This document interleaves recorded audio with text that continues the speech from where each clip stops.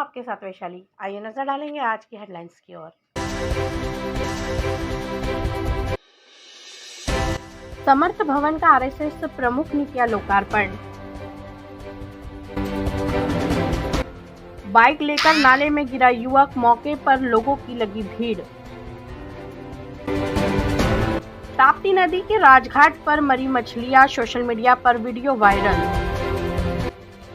और लोनी सोसाइटी ने 34 किसानों से खरीदी चने की फसल। और अब खबरों को देखेंगे विस्तार के साथ। बुरहानपुर के 2 दिवसीय प्रवास पर आरएसएस प्रमुख पहुंचे थे। उन्होंने पहले दिन गोविंद नाथ महाराज की समाधि स्थल के निर्माण कार्यों का लोकार्पण किया, तो वहीं दूसरे दिन आज सरस्वती नगर में समर्थ भवन का लोकार्पण कर संबोधित किया, जिसके बाद वे ट्रेन से जबलपुर के लिए रवाना हुए। बुरहानपुर आए राष्ट्रीय स्वयंसेवक संघ के संघ चालक ने माहिनापेट में गोविंद नाथ महाराज की समाधि का लोकार्पण कर शिकारपुरा में धर्म संस्कृति सम्मेलन को संबोधित कर किया। हमें अपने ही देश में परंपरा से भारतीय मतों के मानने वाले लोगों में जो विचलन आ गया है, उन्हें धर्म की जड़ों में पक्का स्थापित करना है। यही सत्य कार्य है। धर्म में जागृत करना ईश्वरीय कार्य है। हम सब मिलकर प्रयास करेंगे।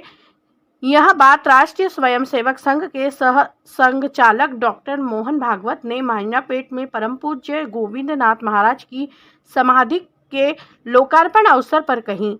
उन्होंने कहा, हमारे पास सत्य, करुणा, सुचिता, तपस है। अगर धर्म के आधार कोई बलवान खड़ा होता है तो वह दिखने मात्र से बिखर जाता है।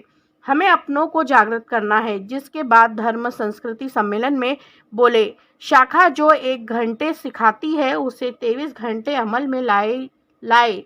ये जात पात, पथ, संप्रदाय, पूजा के भेद छोड़ दो।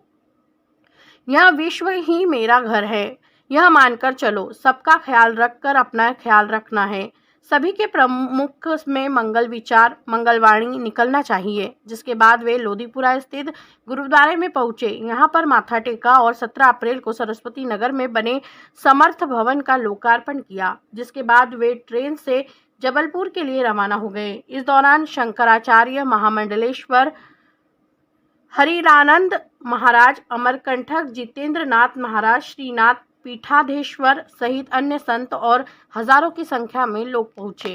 आज बड़ा आनंद है, भवन बन गया आप सबके परिश्रम से, सहयोग से, तो उसका आनंद तो हम लेंगे ही, लेकिन बहुत आनंद करते समय थोड़ी सावधानी भी रखनी पड़ती है कि ये आनंद हम कर रहे किस लिए कर रहे हैं। कोई एक साधन हो गया, साधन किस लिए है? कार्य के लिए है। उस कार्य के लिए हमारा आनंद है। तो आगे अपने कर्तव्य का भी थोड़ा सा स्मरण हम कर ले, इसलिए कुछ बातें मैंने विचार के लिए आपके सामने रखी है। आप उसका विचार करेंगे और जो योग्य है वो करेंगे, ये मेरे मन में विश्वास है। आपने सुन लिया, इसलिए सबको धन्यवाद देता हुआ मैं मेरा संबोधन समाप्त कर। बुरहानपुर लोहार मंडी गेट के पास एक मोटरसाइकिल पर सवार युवक नाले में गिर गया।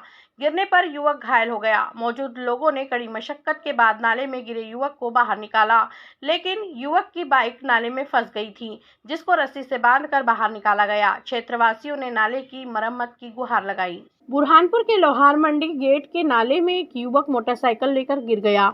हादसे के बाद मौके पर बड़ी संख्या में लोगों की भीड़ जमा हो गई। नाले में गिरे युवक को मौजूद लोगों ने निकाल लिया। नाले में करीब 4 फीट पानी होने से युवक की बाइक डूब गई। कड़ी मशक्कत करने के बाद क्षेत्र के लोगों ने नाले में उतरकर रस्सी से बांधकर बाइक को बाहर निकाला।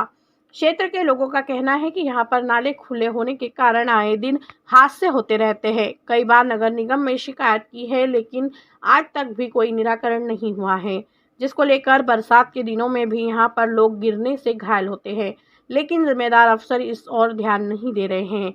गनीमत रही कि जिस समय यहां हादसा हुआ उस समय यहां पर लोग मौजूद थे, तो उन्होंने तुरंत ही नाले में गिरे युवक को बाहर निकाल दिया, जिससे एक बड़ा हादसा होने से टल गया। लोगों ने जिम्मेदारों से इस ओर ध्यान देकर नाले पर सीमेंटीकरण हो, इसकी गुहार लगाई है। बुरहानपुर ताप्ती नदी के राजघाट पर अचानक ही मछलियों की मौत की खबर के बाद ताप्ती नदी के राजघाट पर लोगों की बड़ी संख्या में भीड़ जमा हो गई और मौजूद लोगों ने वीडियो बनाकर सोशल मीडिया पर अपडेट कर दिया। मछलियों की मौत का यह वीडियो सोशल मीडिया पर जमकर वायरल हो रहा है। बुरहानपुर ताप्ती नदी के राजघाट पर घाटों के किनारे मछलियों की मौत होने की सूचना लगते ही घाटों पर बड़ी संख्या में लोगों की भीड़ जमा हो गई। घाटों पर मछलियों को मरता हुआ देख लोगों ने जिला प्रशासन के अफसरों को सूचना दी। लोगों का कहना है कि दूषित पानी होने से मछलियों की मौत हो रही है, लेकिन लोगों की सूचना के बाद कोई भी अफसर घाट नहीं पहुंचे। गौरतलब है कि गर्मी के दिनों में घाटों पर मछलियों की मौत होने की बात सामने आती रहती है, लेकिन आज अचानक सुबह से घाटों पर मछलियों की मौत होना शुरू हो गई। लोग घाट पर पहुंचे तो मछलियां मृत अवस्था में दिखाई दी, जिसके बाद लोगों की भीड़ लग गई और लोगों ने अफसरों को सूचना दी, लेकिन सूचना के बाद भी अफसर घाटों पर नहीं पहुंचे। अभी तक मछलियों की मौत का कारण सामने नहीं आ रहा है। बुरहानपुर के बहादुरपुर मार्ग स्थित वेयर हाउस में लोनी समिति द्वारा समर्थन मूल्य पर किसानों से चने की खरीदी की जा रही है। यहाँ पर अभी तक 34 किसानों से 3,400 क्विंटल चना खरीदा गया। किसानों को समर्थन मूल्य पर 5335 रुपये प्रति क्विंटल के हिसाब का भाव दिया जा रहा है। बुरहानपुर की लोनी समिति में समर्थन मूल्य पर 74 किसानों ने चना बेचने के लिए स्लॉट बुक किया है। अभी तक 34 किसानों में समिति ने 3,400 क्विंटल चना खरीद लिया है। रोजाना किसान स्लॉट बुक करने के बाद केंद्र पर चना लेकर पहुंच रहे हैं। 5335 रुपये प्रति क्विंटल के हिसाब से किसान से चने की उपज खरीदी जा रही है। सोसाइटी प्रबंधन का कहना है कि जिला प्रशासन के निर्देश के अनुसार बहादुरपुर मार्ग स्थित वेयर हाउस में लोनी समिति द्वारा समर्थन मूल्य पर चने की खरीदी की जा रही है।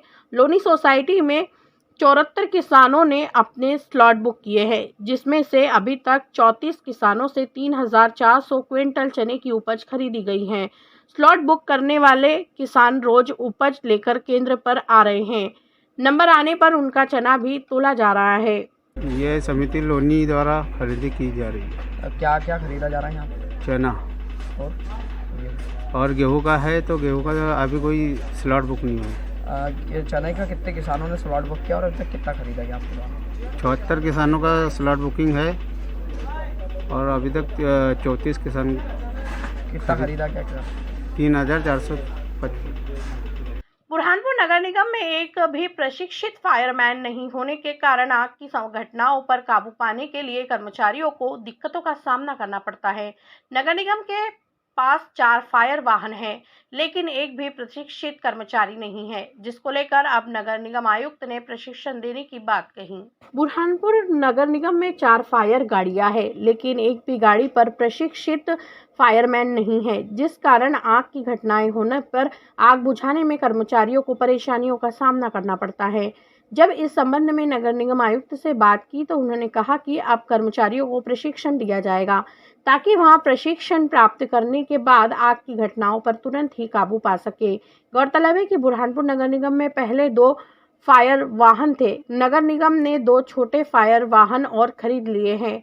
नगर निगम के पास 4 फायर वाहन हैं, लेकिन प्रशिक्षित कर्मचारी एक भी नहीं है, जिस कारण आगजनी की घटनाओं पर काबू पाने के लिए कर्मचारियों को परेशानियों का सामना करना पड़ता है, जिसको लेकर समाज सेवी संगठनों ने भी जिला प्रशासन से कर्मचारियों को प्रशिक्षण देने की गुहार लगाई है। प्रशिक्षण फायरमैन प्रशिक्षित होना जरूरी है, तो इसका भी हम अभी एनुअल में स्किल ट्रेनिंग के दौरान भी इनको प्रशिक्षित कराएंगे और समय समय पर शासन स्तर से भी फायरमैन की ट्रेनिंग होती है, वो कराएंगे।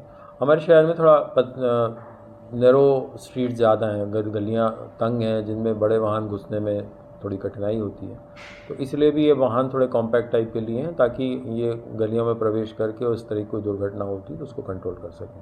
बुरहानपुर जिले के प्रगतिशील किसान संगठन के बैनर तले जिले के किसान जिला कलेक्टोरेट कार्यालय पहुंचे और कलेक्टर भव्या मित्तल को किसानों ने बीज निगम को दिए बीज का अनुदान नहीं मिलने की शिकायत की। कलेक्टर ने जांच कराकर निराकरण का आश्वासन दिया। बुरहानपुर जिले के प्रगतिशील किसान संगठन के बैनर तले जिले के किसान कलेक्टर कार्यालय पहुंचे और कलेक्टर को समस्या से अवगत कराते हुए कहा कि बीज निगम को दिए गए बीज के अनुदान की राशि मिले, इसकी गुहार लगाई। किसानों का आरोप है कि 2020 में बीज निगम को बीज दिए थे, जिसको लेकर बीज निगम ने हमें अनुदान राशि देने का आश्वासन दिया था, लेकिन 3 साल बीत जाने के बाद भी आज तक भी हमें अनुदान राशि नहीं मिल पाई है, जिसको लेकर हम कई बार शिकायत कर चुके हैं, लेकिन कोई सुनवाई नहीं हो रही है।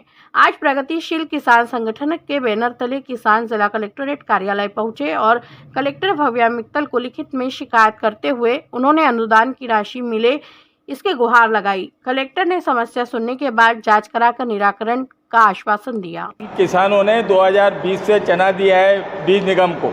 आज बीज निगम को देने को 3 साल हो गए, लेकिन अभी तक अनुदान राशि नहीं प्राप्त हो रही है। किसानों द्वारा अनुदान राशि नहीं मिलने से किसान आक्रोशित है।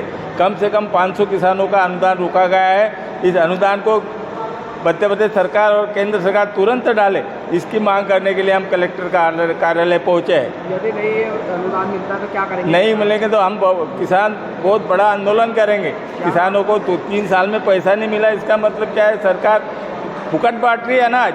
इसी के साथ मुझे और मेरी टीम को दीजिएगा इजाजत। नमस्कार।